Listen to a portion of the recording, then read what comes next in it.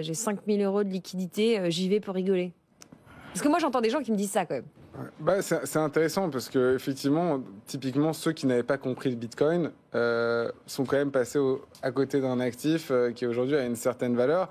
Moi, j'en fais partie. Typiquement, je comprenais pas la valeur intrinsèque du Bitcoin en toute transparence, mais la valorisation actuelle peut-être peut nous conduire à un raisonnement un peu différent d'un point de vue patrimonial, c'est de dire est-ce qu'il y a un pourcentage de notre allocation globale qu'on doit allouer, ça peut être évidemment un petit pourcentage, à des actifs sur lesquels on n'a pas une conviction fondamentale ou une compréhension parfaite. Franchement, la question se pose parce que, effectivement, dans cette nouvelle économie de l'attention, où on ne valorise pas que des cash flows et on ne valorise pas que, finalement, des actifs réels, eh ben, est-ce que on peut se permettre de s'en couper complètement ?